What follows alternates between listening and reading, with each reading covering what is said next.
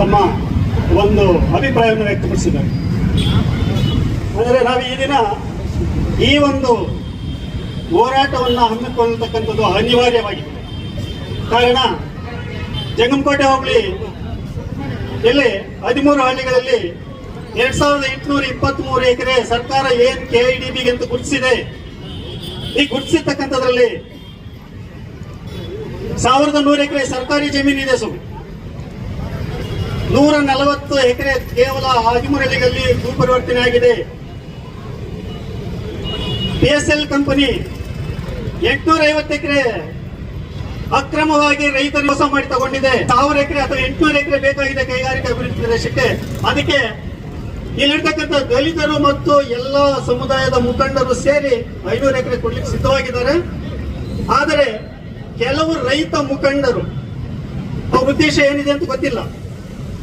ಇದನ್ನ ತಡೆ ಹೊಡ್ಲಿಕ್ಕೆ ನಿರಂತರವಾಗಿ ಹೋರಾಟ ಮಾಡ್ತಿದ್ದಾರೆ.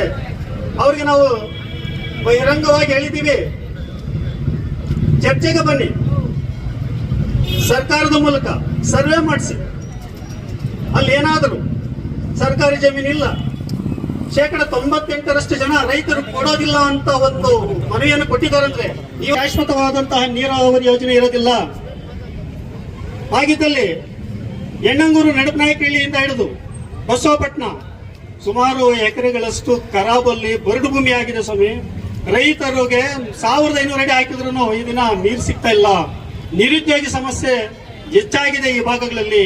ಆ ನಿರುದ್ಯೋಗ ಸಮಸ್ಯೆಯನ್ನು ನಿವಾರಿಸಲಿಕ್ಕೆ ಸರ್ಕಾರ ಈ ಸರ್ಕಾರಿ ಜಮೀನಿನಲ್ಲಿ ಮತ್ತು ಉಳಿಕೆ ಜಮೀನಿನಲ್ಲಿ ಕೈಗಾರಿಕೆಗಳನ್ನ ಅಭಿವೃದ್ಧಿ ಪಡಿಸ್ಲಿಕ್ಕೆ ಬಂದ್ರೆ ತಾವು ಅಟಗಾಲಾಗ್ತಾ ಇದ್ದೀರಾ. ನಾನು ಅಟಗಾಲಾಗ್ತಕ್ಕಂಥ ಉದ್ದೇಶ, ಇವತ್ತು ಹೋರಾಟದ ಉದ್ದೇಶ ಇಷ್ಟೇ. ನೀವು ಅಟಗಾಲಾಗ್ತಿದ್ದೀರಾ. ನೀವು ನಿಮ್ಮಲ್ಲಿ ಇರ್ತಕ್ಕಂಥ ಹೋರಾಟಗಾರರು ಏನಿದ್ದೀರಾ, ನೀವು ಯಾರು ಜಮೀನು ಮಾರಿಲ್ವಾ? ಖಾಸಗಿಯವರೆಗೂ ಮಾರಿಲ್ವಾ? ಖಾಸಗಿಯವರೆಗೂ ಮಾರಿರ್ತಕ್ಕಂಥವ್ರು ನೀವು ಇದ್ದೀರಲ್ಲ, ನಿಮಗೆ ಹೋರಾಟ ಮಾಡ್ಲಿಕ್ಕೆ ನೈತಿಕತೆ ಇದೆಯಾ? ನಿಮ್ಗೆ ಯಾವ ನೈತಿಕತೆಯಿಂದ ಹೋರಾಟ ಮಾಡ್ತಿದ್ದೀರಾ? ಮತ್ತೆ ಖಾಸಗಿ ಲೇಔಟ್ಗಳಿಗೆ ನೀವೇ ಮುಂದಾಳತ್ವ ವಹಿಸಿ ಮಾರಾಟ ಮಾಡಿಸಿದಾರೆ ಇಲ್ವಾ? ಹೋರಾಟ ಮಾಡ್ತಿರ್ತಕ್ಕಂಥವ್ರಿಗೆ ಜಮೀನನ್ನ ಖಾಸಗಿಯವ್ರಿಗೆ ಮಾರಾಟ ಮಾಡಿಸಿದಾರೆ ಮಾಡಿಸಿದಾರಲ್ವಾ? ಅವ್ರು ಈ ದಿನ ಅಡ್ಡಗಾಲಾಗ್ತಿದ್ದಾರೆ. ಅಂದ್ರೆ ಸರ್ಕಾರ ತಗೊಂಡು ಅಭಿವೃದ್ಧಿ ಪಡಿಸೋದು ನಿಮ್ಗೆ ಇಷ್ಟ ಇಲ್ಲ. ನಿಮ್ಗೇನ್ ಬೇಕು? ಖಾಸಗಿ ಅವರಿಗೆ ಮಾರಾಟ ಮಾಡ್ಕೊಂಡು ಕಮಿಷನ್ ಮಾಡಬೇಕು.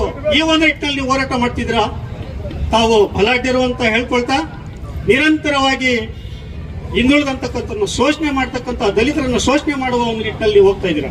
ಮತ್ತೆ ಇನ್ನೊಂದು ಹೇಳ್ತೀವಿ ಸ್ವಾಮಿ, ಜಮ್ಮಕೋಟೆ ಹೋಬಳಿಯಲ್ಲಿ ಸುಮಾರು 2000 ಎಕರೆ ಲೇಔಟ್ ಆಗಿ ಪರಿವರ್ತನೆ ಆಗಿದೆ. ನಿಜನಾ? ಈಗಾಗಲೇ ನಮ್ಮ ಮಿತ್ರರು ಹೇಳಿದ್ರು, ಆನೂರಿಂದ ತಗೊಂಡ ಜಮ್ಮಕೋಟೆವರೆಗೂ ಕೇವಲ 2000 ಎಕರೆ ಅಷ್ಟು ಭೂ ಪರಿವರ್ತನೆ ಆಗಿದೆ. ಯಾರು ಬದುಕಿದ್ದಾರೆ ಸ್ವಾಮಿ? ಅದರಿಂದ ರೈತರಿಗೆ ಅನುಕೂಲ ಆಗಿದೆಯಾ? ಆಗ ನಿಮ್ಮ ಹೋರಾಟ ಯಾಕೆ ಮಾಡಲಿಲ್ಲ? ಇದು ನಮ್ಮ ಪ್ರಶ್ನೆ. ಆಗ ಹೋರಾಟ ಮಾಡದೇ ಇರ್ತಕ್ಕಂಥವ್ರು ಇವತ್ತು ಯಾವ ದುರುದ್ದೇಶದಿಂದ ಮಾಡ್ತಾ ಇದ್ದೀರ ಅಂತ ಪ್ರಶ್ನೆ ಮಾಡ್ತಿದ್ದೇನೆ. ಮತ್ತೆ ಇನ್ನೊಂದು ಹೇಳ್ತೀರಾ, ಅವರು ಕೇವಲ 4-5 ಜನ ಇದ್ದಾರೆ ಅಂತ ಹೇಳ್ತೀರಾ. ಇಲ್ಲಿ ನೋಡ್ಬೋದು ಸ್ವಾಮಿ, ನೀವು 4-5 ಜನ ಇದೀವ, ಎಷ್ಟು ಜನ ಇದೀವ ಅಂತ ಹೇಳ್ಬಿಟ್ಟು ಆನಂತರ ಮನವಿ ಕೊಡ್ಬೇಕಾದ್ರೆ ಹೇಳ್ತೀರಾ ಅವ್ರದ್ದು ಜಮೀನೇ ಇಲ್ಲ, ರೈತರೇ ಅಲ್ಲ ಅಂತ ಹೇಳ್ತೀರಾ. ನಾವು ರೈತರು ಹೌದಾ ಅಲ್ವಾ? ನೀವು ರೈತರಲ್ವಾ? ಆನಂತರ ಕೆಲವರು PSL ಕಂಪನಿ ಜಮೀನು ನಮ್ಗೆ ಗೊತ್ತಿಲ್ಲದೆ ಮಾರಾಟ ಮಾಡ್ಕೊಂಡ್ಬಿಟ್ಟಿದ್ದಾರೆ ಅಂತ ಹೇಳ್ತಾರೆ. ಹೌದಲ್ವಾ? ಹೇಳಿದಾರೆ ಈ ಮಾತು. ಹಾಗಾದ್ರೆ ಈಗ ನೀವು ಸರ್ಕಾರಿ ಜಮೀನು ಕೊಡ್ಬೇಕಾದ್ರೆ ಯಾವ ದೊಣ್ಣೆ ನಾಯಕನ ಅಪ್ಪಣೆ ಬೇಕಾಗಿದ್ಯಾ? ನಮ್ಮ ಭೂಮಿ ನಮ್ಮ ಭೂಮಿ ಈ ಘೋಷವಾಕ್ಯದೊಂದಿಗೆ ನಾವು ಅಭಿವೃದ್ಧಿ ಪರ ಇದ್ದೀವಿ ಹೊರತು ಬೇರೆ ಇಲ್ಲ. ಮತ್ತೆ ಇನ್ ಹೇಳ್ತೀರಾ PSL ಕಂಪನಿ ಮೋಸ ಮಾಡಿದೆ. ಮೊನ್ನೆ ಜಂಗಮಕೋಟೆ ಹೋಬಳಿಯಲ್ಲಿ ಏನು ರೈತರ ಅಭಿಪ್ರಾಯ ಸಂಗ್ರಹ ಮಾಡಬೇಕಾದ್ರೆ ಒಬ್ಬ ರೈತ ಮುಖಂಡರು ಕ್ವಶನ್ ಮಾಡಿದ್ರು, KIDB ಏನಾಗಿದೆ? ಈ PSL ಕಂಪನಿಗೆ GP ಆಗಿರ್ತಕ್ಕಂಥ ಜಮೀನಿನಲ್ಲಿ ರೈತನ ಖಾತೆದಾರನ ಹೆಸರಿದೆ, ಹೌದಲ್ವಾ? ಅವರಿಗೆ ನೀವು ಯಾಕೆ ಕೊಟ್ರಿ ನೋಟಿಸ್ ಅಂತ ಕೇಳಿದ್ರು. ಕ್ವಶನ್ ಮಾಡಿದ್ರ? ಸ್ವಾಮಿ, ನೀವು ಅದನ್ನ ಕ್ವಶನ್ ಮಾಡ್ಲಿಕ್ಕೆ ನಿಮ್ಗೇನು ನೈತಿಕತೆ ಇದೆ? ನೀವು ಅದನ್ನ ಪ್ರಶ್ನೆ ಮಾಡ್ತಿದ್ದೀರಾ ರೈತರನ್ನ. ಯಾರ ಪರ ಮಾಡ್ತಿದ್ದೀರಾ ಅಂತ ನೀವು ಉತ್ತರ ಕೊಡ್ಬೇಕೀಗ. ರೈತ ಪರ ಹೋರಾಟಗಾರ ಅಂತ ಹೇಳ್ತೀರಲ್ವಾ? ಈಗ PSL ಕಂಪನಿಗೆ ವಂಚನೆಗೊಳಗಾಗಿರ್ತಕ್ಕಂಥ ರೈತರ ಅಲ್ವಾ? ನೀವೇ ಹೇಳ್ಬೇಕು ಉತ್ತರ. ನಿಮ್ಮದೊಂದು ಏನಂದ್ರೆ ನಿಮ್ಮ ಜೊತೆ ಹಸಿರು ಶಾಲೆ ಹಾಕೊಂಡ್ಬಂದ್ರೆ ಮಾತ್ರ ರೈತರು, ಉಳಿದಂತರ ರೈತರಲ್ಲ ಅಂತಕ್ಕಂಥ ಭಾವನೆ ನಿಮ್ಮಲ್ಲಿದೆ. ನಾವು ಸಹಿತ ಇದ್ದೀವಿ ರೈತರು. ನೀವು ಭಾವನೆಯನ್ನ ತೆಗೀರಿ. ನಿಮ್ಮ ಜೊತೆ ಇರ್ತಕ್ಕಂಥ ಮಾತ್ರ ರೈತರಲ್ಲ, ನಾವು ರೈತರು ಇದೀವಿ. ದಲಿತರ ರೈತರು ಆಗ್ಬಾರ್ದ ಸ್ವಾಮಿ? ಆಗಲ್ವಾ? ದಲಿತರಿಲ್ವ ರೈತರು? ಮತ್ತೆ ನೀವು ರೈತರಲ್ಲ ಅಂತ ಹೇಳ್ಕೊಂಡು ಅವ್ರದ್ದು ಜಮೀನೇ ಇಲ್ಲ ಅಂತ ಹೇಳ್ತಿರಲ್ವಾ? ಈಗ ಏನು ಅಭಿಪ್ರಾಯ ಸಂಗ್ರಹಕ್ಕೆ ನಮ್ಗೆ ಬೆಂಗಳೂರಿಗೆ ಕಲಿಸಿದ್ರು, ಅಲ್ಲಿ ಶೇಕಡ ಎಷ್ಟಿದೆ ಅಂತ ಅಂಕಿ ಅಂಶಗಳು ತಗೊಂಡು ನೋಡಿ ಸ್ವಾಮಿ. ಶೇಕಡ 90ರಷ್ಟು ನೀವು ಅಂದ್ಕೊಂಡಂಗೆ ವಿರೋಧ ಏನ್ ಕೊಡೋದಿಲ್ಲ ಅಂತ ಏನಾದ್ರು ಸಹಿ ಮಾಡಿದ್ರೆ ಇವತ್ತೇ ಈ ಹೋರಾಟವನ್ನ ಕೈ ಬಿಡ್ತೀವಾ? ಇಲ್ಲ ಅಂದ್ರೆ ನೀವು ಹಿಂದೆ ಹೋಗ್ತೀರಾ? ರೈತರ ನಾಯಕರಿಗೆ ಇದೊಂದು ನನ್ನ ಯಕ್ಷ ಪ್ರಶ್ನೆ. ನೀವು ಅಹೋರಾತ್ರಿ ಧರಣಿ ಹಾಕೊಳ್ಳಿ. ನಮ್ಮ ದಲಿತ ಮುಖಂಡರ ಬಗ್ಗೆ ನೀವು ಏನು ಇವತ್ತು ನಿಮ್ಮ ಯಾವುದೋ ಹೋರಾಟಕ್ಕೆ ನಾಳೆ ದಲಿತ ಮುಖಂಡರನ್ನ ಹಾಕೊಂಡಿದ್ರಲ್ಲ ಸ್ವಾಮಿ, ನಾನು ನಿಮ್ಗೊಂದು ಪ್ರಶ್ನೆ ಕೇಳ್ತೇನೆ. ಗ್ರಾಮಗಳಲ್ಲಿ ನೀವು ಒಬ್ಬ ರೈತ ಮುಖಂಡರಾಗಿ ಏನ್ ಹೇಳಿದಿರಾ? ದಲಿತರ ಜೊತೆ ಹೋಗ್ತೀರಾ ನೀವಂತ ನಿಮ್ಮನ್ನ ಕೇಳಿದಾರ ಇಲ್ವಾ?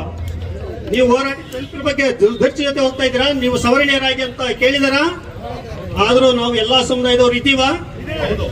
ಇದನ್ನ ಪ್ರಶ್ನೆ ಮಾಡಿದಂತ ನೀವು ಇವತ್ತು ದಲಿತ ಮುಖಂಡರನ್ನ ನೀವು ಅಲ್ಲಿ ಅಹೋರಾತ್ರಿ ದಂಡಿಗೆ ಯಾವ ರೀತಿ ಕರ್ಕೊಳ್ತೀರಾ? ನಿಮ್ಗೆ ನೈತಿಕತೆ ಇದೆಯಾ ಅಂತ ನಾನು ಪ್ರಶ್ನೆ ಮಾಡ್ತಿದ್ದೇನೆ. ಇದೆಯಾ? ಮತ್ತೆ ಇದೇ ದಲಿತ ಮುಖಂಡರನ್ನ ಒಬ್ಬರನ್ನ ಕರೆದು ಇಲ್ಲಿ ವೇದಿಕೆ ಮೇಲೆ ಭಾಷಣ ಮಾಡಿಸಿರಲ್ವಾ? ನಿಮಗೆ ಮಾನವ ಮರ್ಯಾದೆ ಇದೆಯಾ ಅಂತ ನಾನು ಪ್ರಶ್ನೆ ಮಾಡ್ತಿದ್ದೀನಿ. ಹೌದಲ್ವಾ? ಪ್ರಶ್ನೆ ಮಾಡ್ಬೇಕಾ ಬೇಡವಾ? ನಮ್ಮ ದಲಿತ ಮುಖಂಡರು ಏನ್ ನಿಮಗೆ ಇವತ್ತು ಬೆಂಬಲ ಕೊಡ್ತಿದ್ದಾರೆ, ಅವ್ರಿಗೆ ನಾನು ಹೇಳ್ತಕ್ಕಂಥದ್ದು ಇಷ್ಟೇ. ನಾಳೆ ಅಹೋರಾತ್ರಿ ದಂಡಿಗೆ ಒಬ್ಬ ದಲಿತ ಮುಖಂಡರು ನಮ್ಮ RPI ಯಾರ್ಯಾರು ಕೊಡ್ತಾ ಇದ್ರಲ್ಲ ಸ್ವಾಮಿ, ಆ ದಲಿತ ಮುಖಂಡರಿಗೆ ನಾನು ಹಿರಿಯರಿಗೆ ಹೇಳ್ತಕ್ಕಂಥದ್ದು ಇಷ್ಟೇ. ನಾನು ಅವ್ರಿಗೆ ಬುದ್ಧಿವಾದ ಹೇಳ್ತಕ್ಕಂಥವ್ರಲ್ಲ. ಆ ದಲಿತ ಮುಖಂಡರು ಬನ್ನಿ, ಪ್ರತಿ ಹಳ್ಳಿಯಲ್ಲಿ ವಾಸ್ತವ ಅಂಶವನ್ನು ಅರಿತು ನೀವು ಅವರಿಗೆ ನೈತಿಕ ಬೆಂಬಲ ಕೊಡಬೇಕು. ಅವ್ರು ಸುಳ್ಳನ್ನ ಹೇಳಿ ಅದು ಸತ್ಯ ಅಂತ ಬಿಂಬಿಸ್ತಾ ಇದ್ದಾರೆ. ಸುಳ್ಳನ್ನ 1000 ಸರಿ ಹೇಳಿದ್ರದು ಸತ್ಯ ಆಗ್ಲಿಕ್ಕೆ ಸಾಧ್ಯನಾ? ಸತ್ಯವನ್ನು ಮರೆಮಾಚಲಿಕ್ಕೆ ಸಾಧ್ಯನಾ? ನಮ್ಮ ದಲಿತ ಹಿರಿಯ ಮುಖಂಡರು ಏನು ಅವ್ರಿಗೆ ಈಗ ಬೆಂಬಲ ಕೊಡ್ಲಿಕ್ಕೆ ಹೋಗ್ತಿದ್ದಾರೆ, ಅವ್ರಿಗೆ ನಾನು ಇಷ್ಟೇ ಕೇಳ್ತಕ್ಕಂಥದ್ದು, KDB ಕಚೇರಿಗೆ ಹೋಗಿ ನೀವು ನಾವು ಬರೋದಿಲ್ಲ, ಶೇಕಡ 90ರಷ್ಟು ಏನಾದ್ರು ಜಮೀನು ಕೊಡೋದಿಲ್ಲ ಅಂತ ಸಹಿ ಮಾಡಿದ್ರೆ ನಾವು ನಿಮ್ಮೊಂದಿಗೆ ಹೋರಾಟಕ್ಕೆ ಹಿಂದಕ್ಕೆ ಸರಿತೀವಿ. ಇಲ್ಲ ಅಂದ್ರೆ ನೀವು ಅವರಿಗೆ ಬೆಂಬಲ ಕೊಡೋದು ನಿಲ್ಲಿಸಬೇಕಂತ ನಾನು ತಮ್ಮಲ್ಲಿ ನಮ್ಮ ರೈತ ಮುಖಂಡ ನಮ್ಮ ದಲಿತ ಮುಖಂಡರಲ್ಲಿ ಒಪ್ಪಂದ ಕೇಳ್ಕೊಳ್ತೀನಿ. ನೀವು ಇಲ್ಲಿ ದಲಿತರನ್ನ ಅವಹೇಳನ ಮಾಡ್ತಕ್ಕಂಥದ್ದು, ಅಲ್ಲಿ ದಲಿತ ಹಿರಿಯರನ್ನ ನೀವು ಮನವೊಲಿಸಿ ತಪ್ಪು ಮಾಹಿತಿಯನ್ನು ಕೊಟ್ಟು ನಿಮ್ಮ ಇದಕ್ಕೆ ಕರ್ಕೊಳ್ತಕ್ಕಂಥದ್ದು. ಮತ್ತೆ ನಮ್ಮ ದಲಿತರು ಹೇಳ್ತಾರೆ, ನಾವಿರ್ತಕ್ಕಂಥದ್ದು ದಲಿತರ ಜಮೀನನ್ನು ಉಳಿಸ್ಲಿಕ್ಕೆ ಹೋರಾಟ ಮಾಡ್ತಿದ್ದೀವಿ, ಇವರು ದಲಿತರ ಜಮೀನನ್ನ ಏನ್ ಮಾರಾಟ ಮಾಡ್ಲಿಕ್ಕೆ ಪ್ರಯತ್ನ ಪಡ್ತಿದ್ರು ಅಂತೇಳಿ. ಹಾಗಾದ್ರೆ ತಾವ್ಯಾರು ಜಮೀನು ಮಾರಾಟ ಮಾಡಿಲ್ಲ ಸ್ವಾಮಿ ಖಾಸಗಿ ಅವ್ರಿಗೆ? ಒಂದು ಟ್ರಸ್ಟ್ ಪಾಸ್ ಕೇಸ್ ಹಾಕಿರ್ತಾರೆ, ನಾವು ಕೊಟ್ಟಿರ್ತಕ್ಕಂಥ ದೂರನ್ನು ಅವ್ರು ಮಾಡಿರೋದಿಲ್ಲ. ಅದಕ್ಕೆ ನಾವು ಪೊಲೀಸ್ ಇಲಾಖೆ ಬಗ್ಗೆ ಯಾವಾಗ್ಲೂ ಒಂದು ಅವಿನಾಭಾವ ಸಂಬಂಧ ಇಟ್ಕೊಂಡು ಗೌರವವನ್ನು ಕೊಡ್ತಾ ಬಂದಿದ್ದೀವಿ. ನಿಮ್ಗೆ ಯಾವುದೇ ರೀತಿಯಾಗಿರ್ತಕ್ಕಂಥ ನಾವು ಅಗೌರವ ತೋರಿಲ್ಲ. ಆ ಚನ್ನಕೃಷ್ಣಪ್ಪ ಅನ್ನೋರ ಮೇಲೆ ಏನ್ ಹಲ್ಲೆ ಮಾಡಿದರೆ ಅವರನ್ನ ಕೂಡಲೇ ಕಾನೂನು ರೀತಿ ನಾವೇನ್ ದೂರು ಕೊಟ್ಟಿದ್ದೋ ಅದಕ್ಕೆ ಕ್ರಮ ಕೈಗೊಳ್ಳಬೇಕು.